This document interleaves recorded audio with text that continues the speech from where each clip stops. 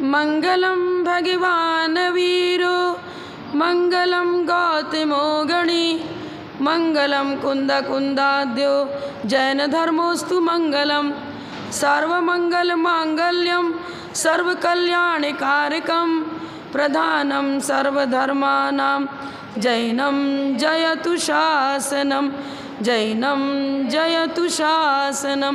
जय बोलो श्री अनंतानंद परम सिद्ध भगवान की, 1000 श्री शांतिनाथ भगवान की, परम पूज्य आचार्य श्री आदि सागर जी महाराज की, परम पूज्य आचार्य श्री शांति सागर जी महाराज की, परम पूज्य प्रथम गणनियारिका रत्न श्री 105 विजयमती माता जी की, जैन धर्म की जिनवाणी माता की।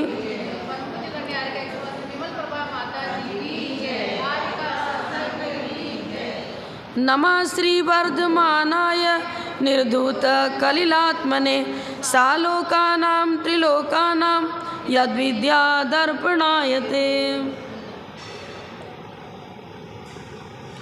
24 नंबर का श्लोक निकालिए। पाखंडी मूलता।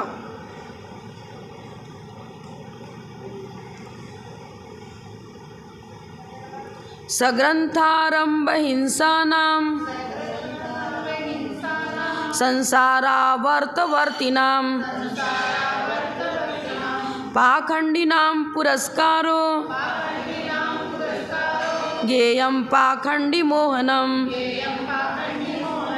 सग्रंथारंभ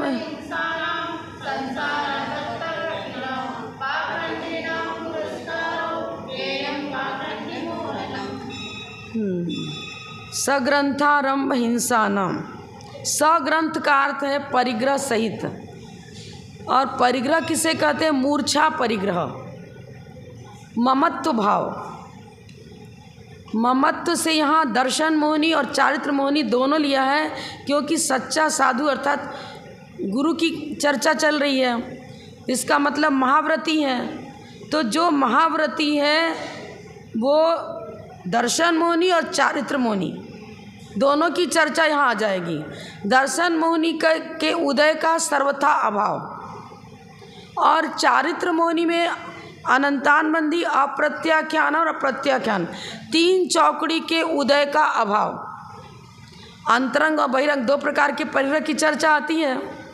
24 प्रकार का परिग्रह कौन कौन है? 10 प्रकार का बाह्य परिग्रह, और बाकी बच गया कितना? 14 अंतरंग परिग्रह है। अंतरंग में जो पंचेंद्रिय विषयानुराग है, पर द्रव्य के प्रति मेरा जो लगाव है, उसी मूर्छा को हमारे आचार्यों ने परिग्रह कहा। बाह्य परिग्रह को परिग्रह इसलिए कहा कि उनका त्याग करने पर ही ममत्व का अभाव हो सकेगा।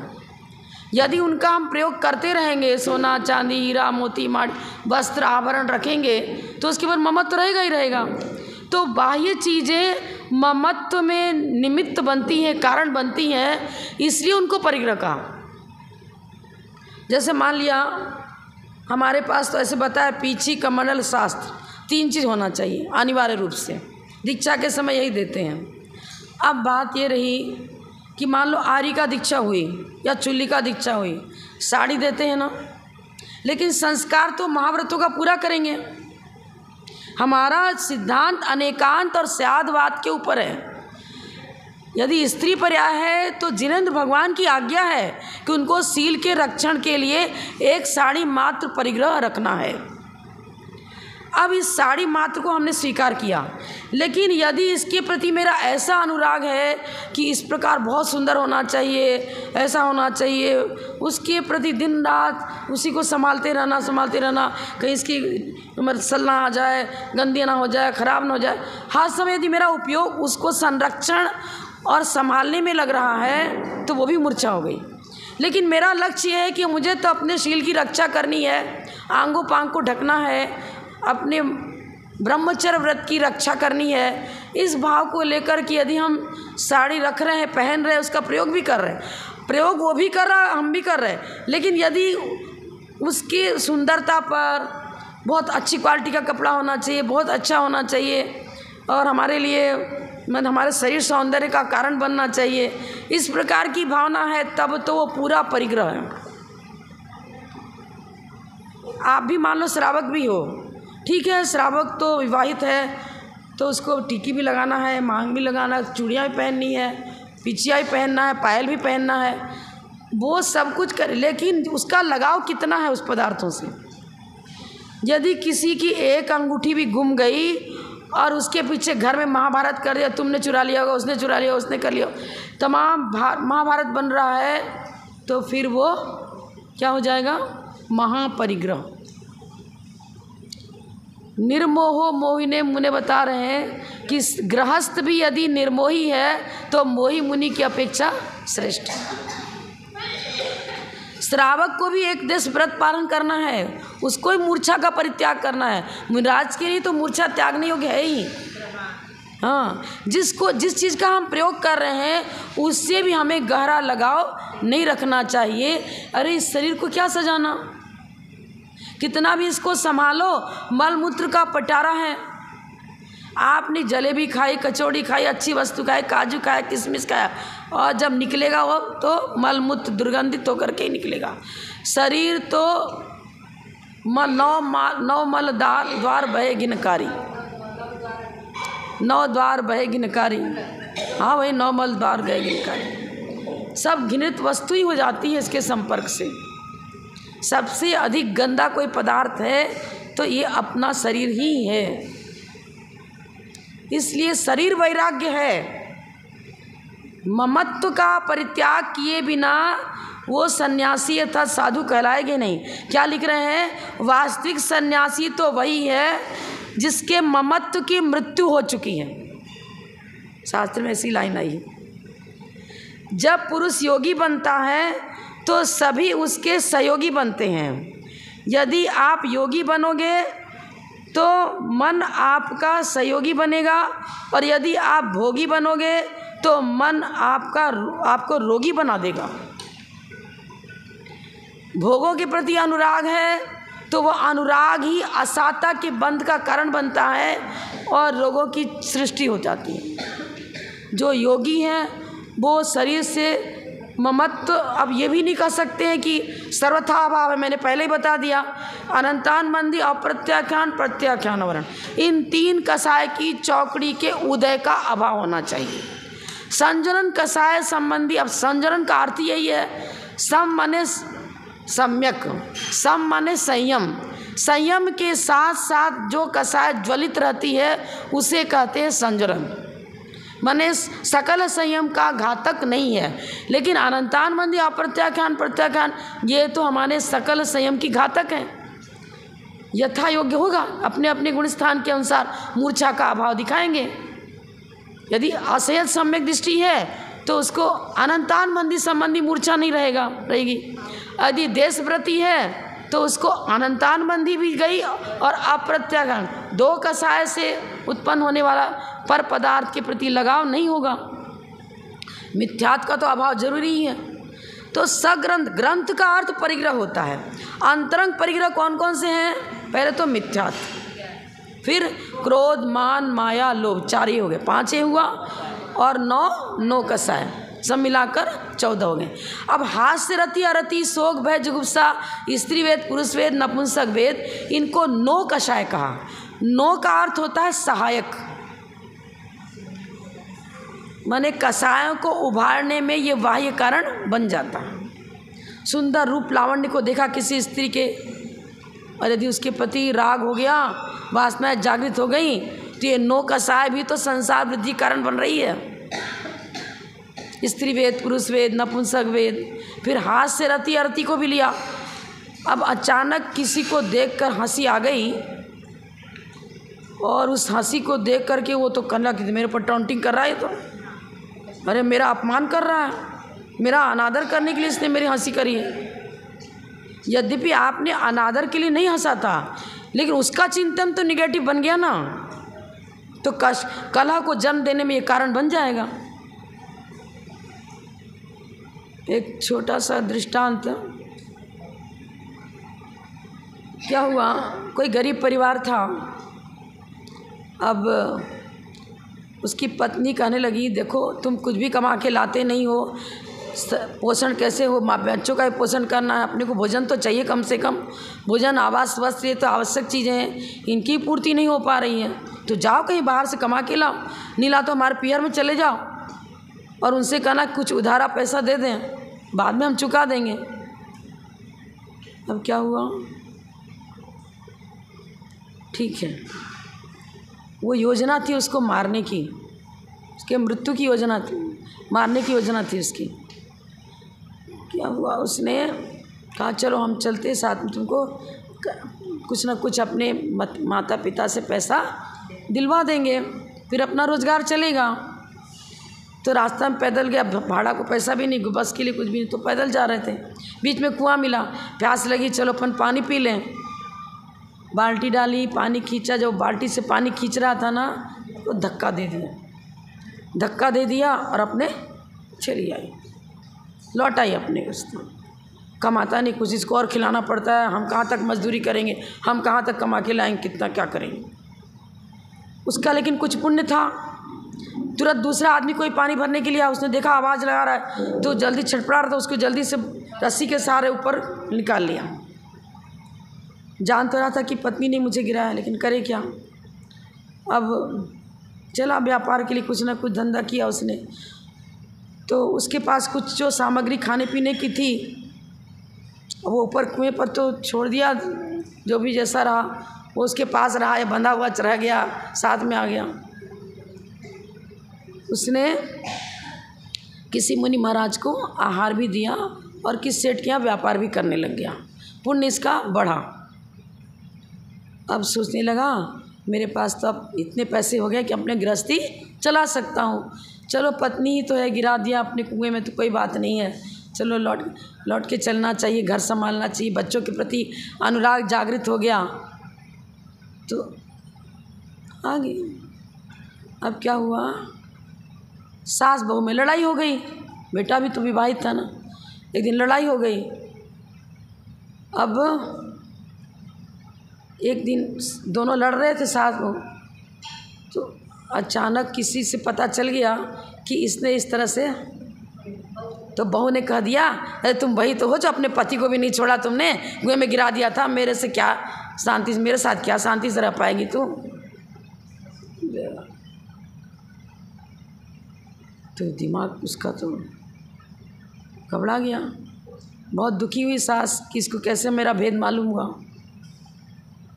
ये भेद कैसे मालूम हुआ बताओ, वो भी बताओ, डिटेल हो जाएगा ज़्यादा।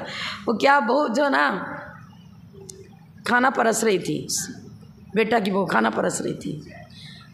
अब ऊपर से झकोरे में से धूप आ रही थी, तो उसकी सास ने देखा कि मेरे पति के ऊपर धूप आ रही है और बहुत गर्मी है, तो झरोके को ढक देना चाहिए तो धूप से बच जाएगा। तो झरोके को ढकने गई। अब जब झरोके को ढक रही थी ना तो उसका पति उसको देख हंसने लग गया।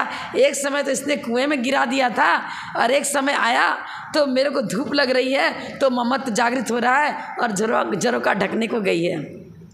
अब उस समय परस रही थी बहू। अब बहू ने समझा मुझको देखकर हंसे हैं ये, तो मेरे प्रति इनके कुछ खराब भाव हो गए लगता है, मुझको देखकर हंसे हैं। अब वो तो खाना पीना छोड़ के बैठ गई। पहले ये बताए, हमारे ससुर जी ये बताएं कि जब मैं भोजन परस रही थी मुझको देखकर हंसे क्यों थे। वो बतावे ही नहीं, कैसे बताए। तो फिर अब जब 2-2 दिन तक भोजन नहीं किया तो बताना पड़ गया कि ऐसी बात है। गुस्से में आकर एक बार इसने कुएं में मुझे गिरा दिया। अब दोबारा जब लड़ाई हुई तब ये टॉन्टिंग करने लगी, तो वही तो है, तूने पति को गिरा दिया था।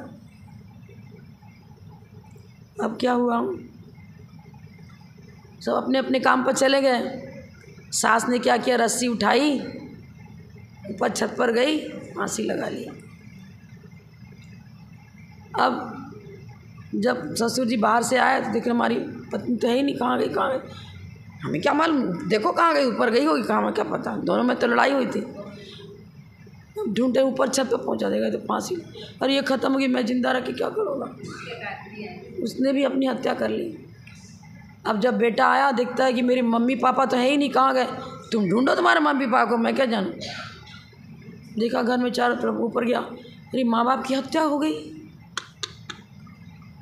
अब मेरे को तो सब पूरे समाज मेरे को ही कलंकित करेगी। उसने भी वही उसी तरह से पानी लगाया। अब वो सोचती है कि भैया तीनों के तीनों जो ऊपर जाते ऊपर रह जाते, जो ऊपर जाते ऊपर रहते, क्या बात है, सब ऊपर ही क्यों रह जाते हैं, जाके देखूँ तो सही। मेरे पति देवा हमको भी तो भोजन कराना है, क्या करूँ क्या। तीनों कहता मैं क्या करूँ। उसने भी एक हंसी, हाथ से रति अरती शोक भय जुगुप्सा बोले ना, एक खाली हंस दिया था उसने, वो हंसा रहा दूसरे निमित्त से हंसा था। गलत फहमी ये चीज़ है। घर घर में लड़ाई अधिकांशतः गलत फहमी से होती है। और साधु संघ में भी यदि कोई वापस मनमुटा होता है तो हो सकता है गलत फहमी से हो गई। अरे तो हमें हमेशा डांटते ही रहते हैं, हम टोकते ही तरह हम ही गलत करते, क्या वो भी तो गलत करता। अरे भैया स्कूलों में शिक्षक क्या बताते थे, जिसके प्रति ज़्यादा अनुराग है ना वो, क्योंकि अपनापन उसके प्रति हो जाता है। आपने बेटे की गलती को तो बार बार डांटते, पड़ोसी को क्यों डांटने जाते हो। पड़ोसी भी तो शराब पी रहा था, गुटखा खा रहा था, उसको तो आप नहीं डांटने जाते हो।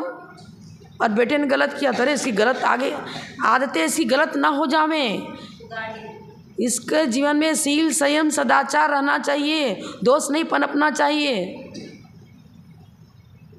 हम लोग तो इतना डांट सुने कि पूछो ही मत। वो तो पुराने शिक्षकों की आदत थी, चाहे टीचरें भी क्यों ना हो, सीधे छड़ी हाथ निकालो, छड़ी, मुर्गा बन जाओ, ये बनो, धूप में खड़े हो जाओ, ये करो, दुनिया में यही सजा मिलती थी। लेकिन पहले वाले पीढ़ियों में आज की पीढ़ी में बहुत अंतर है। इन्हें तो दंड नीति अब दुनिया से उठ रही है, पर दंड नीति उठने से नुकसान है, लाभ नहीं है, क्योंकि उनकी बुरी आदतें पनपती रहती। भाई सब बोलो नहीं, बोलने का अधिकार ही तुम जानो, तुम्हारा भविष्य जानो। घर को भी सुंदर अच्छा तभी बनाया जा सकता है जब डिसिप्लिन हो, अनुशासन हो, और संघ भी तभी व्यवस्थित रह सकता है जब हर शिष्य अपने अपने कर्तव्य पर अपने अपने सही हो। तब एक बार गलती बताने पर यदि वो नहीं सुधारता है तो उसको विनयशील नहीं कहा। एक गलती बताने के बाद वो इतना सावधान हो जाता है कि अरे दूसरी बार हमसे वहाँ ना हो, जहाँ वो पढ़ने का टाइम आया, अरे यहाँ पर मुझसे गलती हो, सावधानी। अरे नहीं, क्या इनकी तो आदत है, बोलते रहो, हम तो जो बोलते वही बोलेंगे, आप कुछ नहीं कर सकते। अब क्या हुआ, वो शिष्य, वो गुरु पागल है, वो गुरु अपराधी है यदि उसको बार बार टोकता है तो। वो माँ बाप अपराधी हैं जो अपने पुत्र को बार बार टोकते हैं, क्योंकि वो तो निर्लज्ज है। पत्थर पर बीज बोने का क्यों प्रयास करते हो। वो महामूर्ख किसान है जो पत्थर पर बीज बोना चाह रहा, अपने बीज को भी, अपनी एनर्जी को क्यों वेस्ट करना। यदि योग्य पात्र है, उर्वरा भूमि है, तो सिंचाई भी करोगे, बीजारोपण किया, फलित होगा। और नहीं तो किसान का बीज भी गया, किसान का परिश्रम भी गया, क्योंकि भूमि बंजर थी। इसी तरह एक ऐसा शिष्य जो नियम ले चुका है कि हमें आपका कुछ भी नहीं मानना है, तो उसको शिक्षण देना, अपात्र को कुछ सुझाव देना, वो बंदर को सीख दी तो बया का घोंसला भी उसने उखाड़ कर फेंक दिया। अंतरंग परिग्रह की चर्चा तो बहुत लंबी हो जाएगी भैया। हर कारण, छोटा छोटा सा कारण भी कसायों को उत्पन्न करने में निमित्त बन जाता है। हाथ से रति अनुराग, पंचेंद्रिय विषयों के प्रति अनुराग। मुझे तो आलू की सब्जी चाहिए, मुझे तो गाजर का हलवा ही चाहिए, क्या ये पाप बंद का कारण नहीं बन रहा है क्या। रसना इंद्री का अनुराग, शुभम चक्रवर्ती ने क्या किया था, बहुत पुण्यशाली था, धर्मनिष्ठ था, लेकिन पंचेंद्रिय विषयानुराग नहीं छूट रहा था, उसका लग्जरी लाइफ था। तो क्या हुआ, वो खीर के लिए, खाने के लिए इतना लालायित हो गया, देखा ही नहीं गर्म है कि ठंडा है, जल्दी से मुंह में डाल दिया और गुस्सा रसोई पर उतारा, वो मरकर व्यंतर हो गया, तत्काल उसका मरण हो गया था, और फिर बदला लिया उसने। ऐसा है। हाथ से रति अरति, द्वेष भी किससे नहीं होना।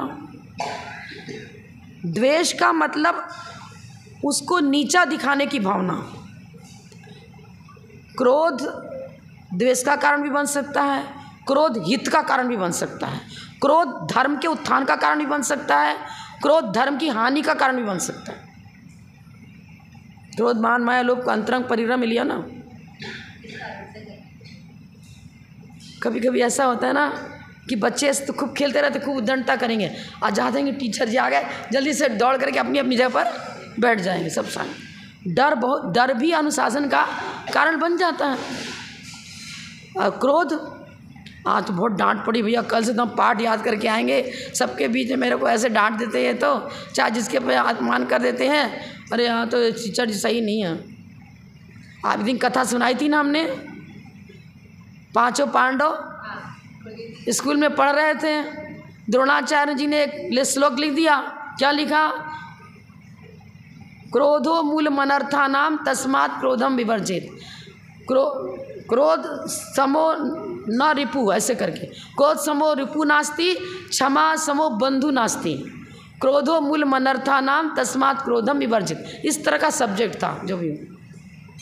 अब क्या हुआ, दूसरे दिन सबने पाठ सुना दिया, युधिष्ठिर जी कह रहे हमें पाठ ही याद नहीं है। 3 दिन निकल गए, जब तीसरा दिन था तो गुरु जी को, अरे जान के मक्कारी कर रहा है, पाठ याद नहीं दिया 2-4। सबके बीच में इंसल्ट। जिन्होंने आज तक कभी हल्की सी डांट भी नहीं सुनी, उसके गले में गाल में चांटे लगाए जा रहे हैं जोर जोर से।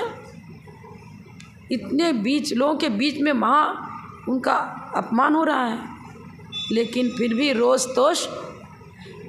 क्रोध का निमित्त मिलने पर भी क्रोध जागृत न होना, तब हम कहेंगे मेरे क्रोध का उदय नहीं है। परिग्रह, अंतरंग क्रोध परिग्रह से हम रहित हुए। लेकिन एक गुरु आपको डांट रहे हैं, उन्होंने इसलिए कहा कि भैया डिसिप्लिन बिगड़ता है, पाठ सब सुना रहे तो क्यों नहीं सुनाएगा।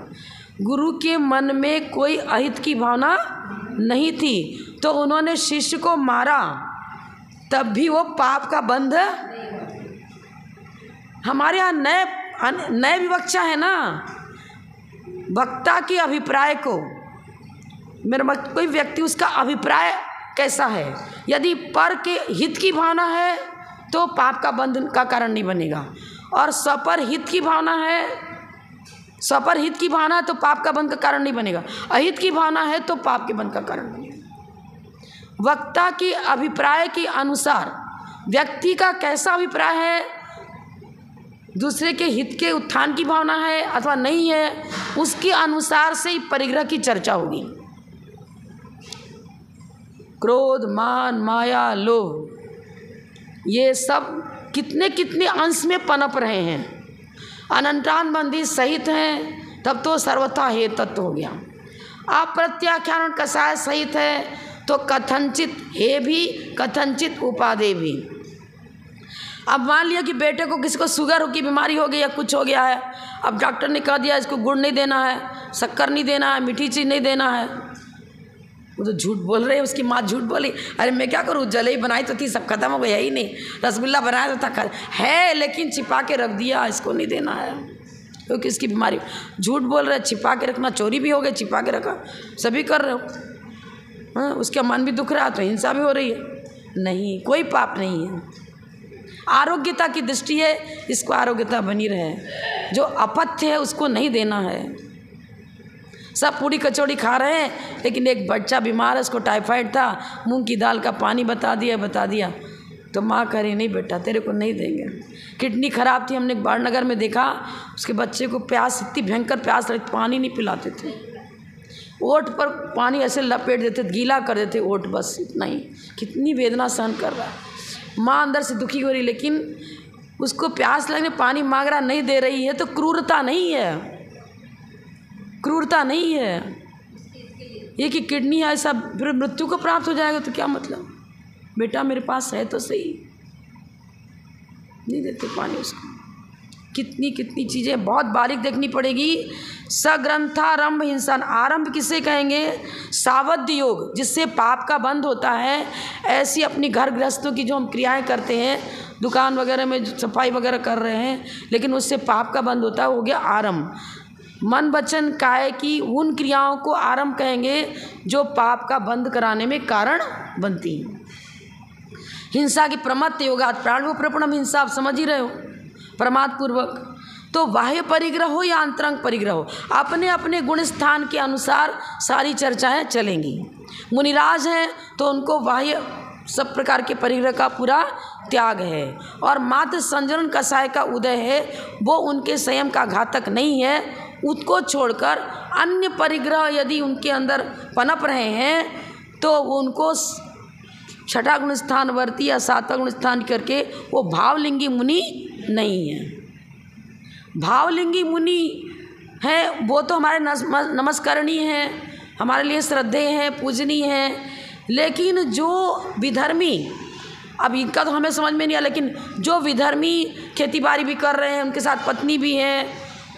अब गिरनार में जो पंडे लोग देख लो, सब कुछ है, गहना रुपया सोना चांदी सब कुछ रख रहे हैं, सब पत्नी भी हैं, ब्रह्मचर्य व्रत भी नहीं है, कुछ भी नहीं है, और फिर भी उनको ऐसे पाखंडी साधुओं को जो खेत खलिहान में काम भी करते हैं, खेती बाड़ी कर रहे हैं, दुकानदारी भी कर रहे हैं, पुत्र पौत्र भी है, पूरी गृहस्थी है, और फिर भी उनको गुरु मान करके हम पूछते हैं, तो वो गलत है।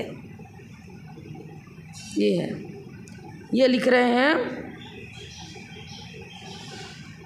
जो गुरु मोक्ष मार्ग के पथिक न होकर संसार के पथिक बन रहे हैं, आरंभ परिग्रह तथा हिंसा आदि पापों में लीन हैं, गृहस्थों के समान ही संसार भ्रमण के कारणभूत क्रियाओं में सदा अनुराग रखते हैं, उन्हें गुरु मानना ये पाखंडी मूढ़ता है। मूढ़ता माने, मूढ़ता का अर्थ हुआ अविवेक। कौन गुरु है कौन गुरु नहीं है, इस प्रकार का हमें इस प्रकार की समझ होनी चाहिए। चाहे जिसको नमस्कार कर दिया तो वो तो फिर एकांत, विपरीत, विनय, संशय और अज्ञान, 5 प्रकार के मिथ्यात्व का दर्शन में, मिथ्यात्व में 5 प्रकार का मिथ्यात्व बताए ना, एकांत मिथ्यात्व, विपरीत, विनय, संशय और अज्ञान। अब विनय मिथ्यात्व हो जाएगा, चाहे जिसको हाथ जोड़ दो, जिसको नमस्कार कर दो। अन्य साधु आते हैं तो उनका एक जय जिनेंद्र बोल दो, या उनको यदि भोजन की आवश्यकता है तो भोजन कराने में कोई तकलीफ नहीं है, लेकिन सच्चा गुरु मानकर उस प्रकार से उनकी विनय करना, ये गुरु मूढ़ता हो जाएगी। प्राणी मात्र के रक्षण का तो भाव रहेगा ही रहेगा। यदि कोई श्वेतांबर साधु भी आते, कोई भी आता है, तो हम उनकी यथा योग्य उनको सत्कार करेंगे। लौकिक सत्कार तो सबके लिए, हमारे लिए करना उचित है। यदि आप भोजन की आवश्यकता है तो उनकी गोचरी करा दो, यदि उन्हें और भी कुछ आवश्यकता पड़ रही है किस चीज़ की, औषधि आदि की, कोई भी चीज़ की, तो उनको योग्य उपकरण दे करके उनके रक्षण का भाव होना। लेकिन ये बात ये कि गुरु मानकर निर्ग्रंथ मुनिवत उनको नौधा भक्ति पूर्वक उनको आहार देना, उनका उसी प्रकार सत्कार करना, ये गुरु मूढ़ता हो जाएगी। ये चीज़ें कषाय रहित, तो देखो 10वें गुण स्थान तक कषाय का उदय है। तो आप सोचो कि वो विनय के योग्य नहीं है क्या, सदगुरु नहीं है क्या, भावलिंगी नहीं है क्या? हैं। मैं बार बार आपको बता रही हूँ कि मतलब संजरण कषाय के उदय पूर्वक महाव्रत नष्ट नहीं होता है। ये चीज़ महाव्रती अपने अपने गुणस्थान के योग्य यदि प्रकृति है तो उनकी उस प्रकार से उनकी चर्या है तो भावलिंगी ही माने जाएंगे। पाखंडी ना पुरस्कार का माने आगम विरुद्ध, जो आगम में जिस चीज़ का निषेध किया है उस प्रकार से उनका सत्कार पुरस्कार नहीं करना। अब आगम में विरुद्ध तो है पाखंडी साधु, उनको नवधा भक्ति पूर्वक आप आहार करा रहे हो तो ठीक है क्या? नहीं, हमने कहा उनकी विधि के अनुसार उनको भोजन वगैरह दे दिया, ठीक है, वो बात अलग है। और पाखंडी मोहनम मूढ़ता, अब मूढ़ता की चर्चा करें तो करणान योग के अनुसार मूढ़ता और चरणान योग के अनुसार मूढ़ता, प्रथमान योग के अनुसार मूढ़ता, सब अलग अलग है। प्रथमान योग तो ये बताएगा कि भैया जो वस्त्र त्याग कर दिया है, जिनके हाथ में पीछी कमंडल है, मुनि है, उनको आप नवधा भक्ति पूर्वक उनका आहार कराओ और साक्षात भावलिंगी मुनिवत ही उन्हें विनय, उनकी विनय करो। कर्णानुयोग तो पूरा गणित लेगा, गुणस्थान की अपेक्षा चर्चा आ जाएगी। चरणानुयोग में 28 मूल गुणों का पालन करने वाले हों, मतलब एक भुक्ति ही है, यानी कि जब प्यास लगी जब पानी पी लिया, जब भूख लगा जब खा लिया। और जैसे विधि आगम में बताई है, आचार्य उपाध्याय साधु तपस्वी शैक्ष ग्लान गण कुल साधु, उस प्रकार से जैसी उनकी है उस प्रकार से उनको सत्कार पुरस्कार उनका करना। लेकिन जब द्रव्यानुयोग आएगा तब तो स्याद्वाद अनेकांत की चर्चा चालू होगी। वस्तु अनेक धर्मात्मक है, वस्तु के अंदर अस्ति और नास्ति दोनों धर्म हैं। समझ में आया? कर्मोपाधि निरपेक्ष शुद्ध द्रव्यार्थिक न्याय से प्रत्येक द्रव में सिद्धत्वपना मौजूद है। एक व्यक्ति को हम किसी दृष्टि से सिद्धत्व बता रहे हैं और किसी दृष्टि से असिद्धत्व बता रहे हैं। अभी तो कर्म के उदय के अनुसार इसके अंदर कषाय भी है, वैभाविक परिणति चल रही है। जब वैभाविक परिणति चल रही है तो कर्मोपाधि सापेक्ष नहीं बोलता है कि इसे तो क्रोधी है, मानी है, मायावी है। अरे क्रोधी मानी मायावी भी बता रहे हो और सिद्ध भी बता रहे हो, क्यों बता रहे हो? दृष्टिकोण अलग अलग है। शुद्ध द्रव्यार्थिक न्याय से प्रत्येक द्रव्य के अंदर सिद्धत्व शक्ति छिपी हुई है। पहले तो ये बीजारोपण हुआ, हम समझेंगे कि मेरे अंदर सिद्ध बनने की योग्यता है। आपने समझा कि हम कपड़ा तो बाजार से सफ़ेद ही लाए थे, अभी ये काला हो गया। यदि काला ही लाए थे तो कालिमा को हटाने का प्रयास ही नहीं करोगे। यदि सफ़ेद लाए हो तो फिर कालिमा को हटाने के लिए साबुन तेल बोले साबुन का सोडा जो भी गर्म पानी पत्थर पर रिगड़ोगे, सब करोगे, प्रोसेस करोगे। भव्य जीव जिनेंद्र भगवान की वाणी के अनुसार ये समझता है कि मेरे अंदर सिद्ध बनने की योग्यता है, मैं भव्य हूँ, तो मैं प्रयास करूँगा तो संयम धारण करके तपस्या करके सिद्ध बन सकता हूँ। पहले तो ये समझ आई। अब बता रहे कि भैया सिद्ध बनने की योग्यता है, सिद्ध नहीं हो तुम। वो मारीची के जी को यही तो कह दिया था। कौन तीर्थंकर बनेगा पूछा तो कह दिया तुम्हारा भरत चक्रवर्ती का पोता मारीची तीर्थंकर बने। अब ले वो सैद्धांतिक ज्ञान तो रहा नहीं। अरे क्या, मेरे को तो भविष्यवाणी हो गई, मैं तीर्थंकर उतनी कब देखे कब बने कब नहीं। मैं तो अभी से धर्म तीर्थ का प्रवर्तन करूँगा, अपना स्वतंत्र तीर्थ चलाऊँगा। हो गया कबाड़ा। पर्यार्थिक न्याय से ये भी समझना पड़ेगा, कर्मोपाधि सापेक्ष द्रव्यार्थिक नहीं कहो चाहे पर्यार्थिक नहीं कहो, अभी तो मेरा सेल्फ कंट्रोल नहीं है। कषायों को जितना, इंद्रियों को जितना, और जो कुछ श्रावक धर्म मुनि धर्म की चर्चा करी है तब उसके अनुसार हमारी चर्या, हमारा जीवन, हमारा चिंतन, विचारधारा स्याद्वाद अनेकांत के अनुसार जब हमारी पूरा सिद्धांत पकड़ में आएगा, उसके अनुसार हम पूरा प्रयास करेंगे तब हम सिद्ध बन पाएंगे। तो द्रव्यार्थिक न्याय ये बताता है, यदि तुम अपने को सर्वथा संसारी मान रहे हो तो भी मूढ़ता। सर्वथा संसारी मान रहे तो हम मूढ़ हैं। अरे हम सर्वथा संसारी नहीं है भाई, हमारे अंदर योग्यता है। बीज को मिट्टी में डाल दिया, पनपा दो, बहुत सारे दाने उसमें निकलेंगे, खेती फलीभूत हो जाएगी। इसी प्रकार संयम की खेती फलीभूत करने की शक्ति तो है, लेकिन प्रयास करना पड़ेगा वैसा। तो द्रव्यानुयोग हर प्रकार से चर्चा करेगा। एक उपचरित न्याय है, एक अनुपचरित न्याय है, एक व्यवहार न्याय है। हमने कहा कि हमने मान लो हम दीक्षा ले लिए, लेकिन हमने कह दिया कि पूर्व पर्याय की हमारी ये माँ है, तो पर हमने पूर्व पर्याय शब्द लगाया ना, मैंने दीक्षा के पहले की अपेक्षा से, तब तो हम सही हैं। और यदि हमने कह दिया मेरी माँ है, ये मेरा भैया है, ये अब चाहे किसी को अरे चाचा चाचा करके बुलाने लगते हैं, अरे पापा पापा करके बुलाने लगते हैं। अरे क्या, क्यों चाचा क्यों कहोगे, का नाम लो ना।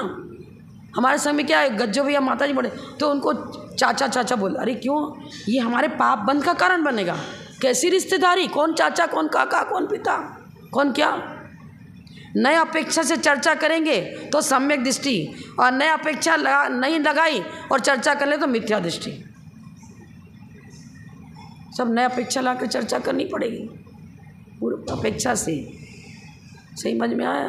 किसी को विनीता क्या करे, अरे तुम्हारे भैया, हम मेरे भैया कोई है ही नहीं भैया, अरे भैया का, अरे किसका भैया, दुनिया में हमारे दीक्षा लेने के बाद तो वसुधैव कुटुंबकम जो कुछ है, मतलब अब तो हमारे लिए जो पूर्वज बहुत बड़े उम्र के हैं उनको पितृवत दृष्टि से देखना, अपने योग के उसने भातृवत दृष्टि से देखना, लेकिन वो धर्म का रिश्ता है, घरेलू रिश्ता किसी के साथ कोई भी नहीं है।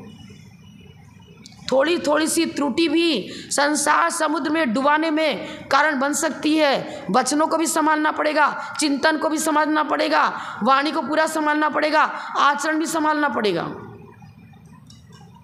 नहीं तो मुड़ता ही मुड़ता है। वस्तु अनेक धर्मात्मक है, अस्ति भी है, नास्ति भी है। हम स्वचतुष्टय की अपेक्षा चर्चा करेंगे। क्या मेरे अंदर ज्ञान है, दर्शन है, सुख है, वीर्य है, अनेक गुणों का पुंज मेरा जीवन है, पर मेरे गुण मेरे साथ है, आपके गुण आपके साथ हैं, आपके गुण मुझ में नहीं है। एक द्रव्य दूसरे द्रव्य से सर्वथा भिन्न है। आदिनाथ को आप भरत कह दो और भरत चक्रवर्ती को आदिनाथ कह दो, चलेगा क्या? दोनों ही तो मोक्ष में बैठे हैं। आदिनाथ को पार्श्वनाथ तीर्थंकर कह दो, पार्श्वनाथ तीर्थंकर को आदिनाथ तीर्थंकर कह दो, ठीक है क्या? नहीं। प्रत्येक द्रव्य का अलग अलग, उनकी जीवनी अलग, उनका सब कुछ, यदि उनका पूरा जीवन परिचित देंगे तो दीक्षा के पहले कहाँ जन्म हुई है, किन माता पिता, ये सब बताएंगे। लेकिन पूजन कहाँ से चालू होगी? महाव्रत धारण करने के बाद पूज्य हुए। अब आपको गर्भ कल्याण का अर्थ चढ़ाते हैं, जन कल्याण का अर्थ चढ़ाते, कैसे चढ़ाते हैं? इसलिए तो मैं द्रव्यान योग की चर्चा कर रही हूँ। द्रव्यान योग बोलता है प्रमाण और नय की अपेक्षा चर्चा करो। नैगम नय, भावी नैगम नय की अपेक्षा, वो तीर्थंकर का गर्भ कल्याणक का जो पूजन कर रहे वो सही है, लेकिन भाव निक्षेप की अपेक्षा यदि कहो कि हम पूजन कर तो गलत। भाव वर्तमान नैगम नय की अपेक्षा गर्भ कल्याणक का पूजन सही नहीं है। अभी तो गर्भ में बच्चा आया है, तीर्थंकर थोड़ी बन गया तो पूजने लग गए। अभी तो संयमी भी नहीं है, अव्रती है। लेकिन भावी नैगम नय की अपेक्षा वही इसी भाव में चरम शरीरी हैं, उनका कल्याण पंच कल्याणक मनाया जा रहा है, तो इसी भाव में मोक्ष जाएंगे। इसलिए सौधर्म इंद्र दल बल सहित सारे 100 इंद्र आकर के गर्भ कल्याणक महोत्सव मनाते हैं। अरे अव्रती की पूजा कर रहे हैं। एक तरफ तो कहते आरिका ही पूज्य नहीं है, एक तरफ कहते क्षुल्लक क्षुलिका ही पूज्य नहीं है, पंच परमेश्वरी पूज्य है, और इधर सौधर्म इंद्र और गर्भस्थ बालक जन्मा भी नहीं है, अव्रती है, पूरा असंयमी है, कैसे पूज्य बन गया? नैगम, भावी नैगम नय की अपेक्षा गर्भ कल्याणक की पूजा होती है, पर गर्भ कल्याणक भक्त होगी, उसी प्रकार से वहाँ पर अर्घ वगैरह सब है। और जन्म कल्याणक भक्त पूजा होगी। जन्म कल्याणक की महाअभिषेक को देखने के लिए मुनिराज भी आ जाते हैं। आपको मुनिराज तो व्रती, मतलब महाव्रती हैं, और ये तो अभी जन्म कल्याणक महोत्सव, इसमें तो महाराज को आने का सवाल ही नहीं है। आपको मालूम नहीं है कि महावीर भगवान के 5 नाम में तो सन्मति और वीर अतिवीर, सन्मति नाम क्यों पड़ा? कोई शंका आ गई मुनिराज के, सोचा कि इस शंका का समाधान कोई नहीं कर सकता है, ये वर्धमान से ही होगा, तो वो बालक अभी तो दूर से खाली उनको देखा और देखते ही शंका समाधान हो गया। पुण्य वर्गणाओं, बालक की पुण्य वर्गणाएं भी काम कर जाती हैं। इसीलिए तो सौधर्म इंद्र आता है कि अरे तीर्थंकर बनने वाले इनकी पुण्य वर्गणाएं मुझे कुछ मिले तो हम भी इस देवपर्याय से छूटकर मनुष्य भाव धारण करके मोक्ष जामे। तो नैगम नहीं बोलेगा, गर्भ कल्याण की पूजा ठीक है, जन्म कल्याण की भी ठीक है, और आगे तो सेमी बन गए तो महाव्रत की पूजा होती ही होती है। अब आरिका की यदि देशव्रती मानकर उनको अर्घ चढ़ा रहे हो तब तो ठीक है। आपको आरिका को वंदामी बोलना चाहिए, नमोस्तु नहीं बोलना चाहिए।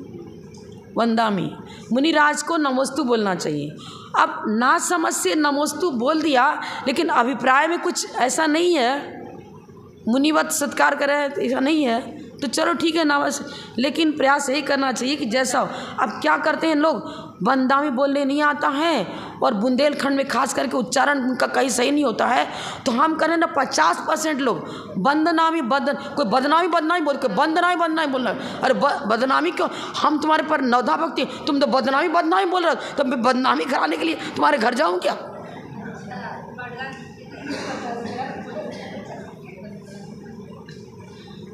नहीं तो बंदनामी बोल देते हैं, बंदामी बोलना चाहिए और बंद नामी का उल्टा सीधा अशुद्ध बोलते। अब क्या तुम पड़गाने में अशुद्धि करो तो हाँ तो और अंतराय करा दो, क्या करो, समझ ही नहीं तो। और क्या करेंगे, पड़गाने के समय ऐसे ऐसे झूमेंगे। ये कहाँ लिखा है झूमने को? आपकी क्या हो रहा है, आप अपने हाथ पैर आंगों पांग का संचालन कम से कम करो, आप भगवान की उनकी तरफ देखो, पड़गान करो। ये हाथी की तरह झूमने के पड़गाने की विधि कहाँ लिखी है बताइए, कहाँ लिखी है? हाथ पैर का संचालन किस समय किस रूप में होना चाहिए, कैसे नहीं होना चाहिए। अपना सिर ही उठा के घुटने पर रख दिया, नमोस्तु माते बंद है। अरे क्या, कोई माला फेर रहा है, अब मान लो हम सामायिक कर रहे हैं, अब 3 बार 5 बार 10 बार बोलते जाएंगे बंदा, मतलब हम सामायिक करते करते उनकी तरफ देखें।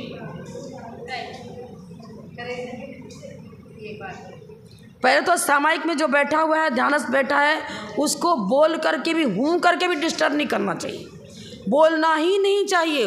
उत्तम विधि तो ये है, 7 से पुण्यार्जक वो है जो सामायिक में स्थित व्यक्ति को डिस्टर्ब नहीं करता है, उत्तम। मध्य में चलो ना समझ है भाई, बोल के चला गया, लेकिन एक तो हो गया हिलाने ही लग गया, चलो हो गया 8:30 बज गया, उठो, ऑर्डर टू ऑर्डर। अब जैसा पढ़ाई भावना अच्छी है, लेकिन अपन स्वाध्यायशील बने तो स्वाध्याय क्या करता है, पूरा डिसिप्लिन सिखाता है कि किस समय किस प्रकार से हमें अपना उठना बैठना सोना चलना फिरना खाना पीना रहना कैसे करना चाहिए, पूरी विधि सिखाता है। तो मुनिराज की चर्चा कर रहे हैं यहाँ पर, तो हमें सबसे पहले प्रथमान योग के अनुसार से जितने भी मुनि हैं हमारे, उनको भावलिंगी वत पूरी नवधा भक्ति पूर्वक उनको आहार आदि कराना चाहिए। और एक भुक्ति ही कर रहे हैं, पैदल ही विहार करते हैं, सब कुछ कर रहे हैं। चरणान योग भी कहता है आप उनकी विनय करो।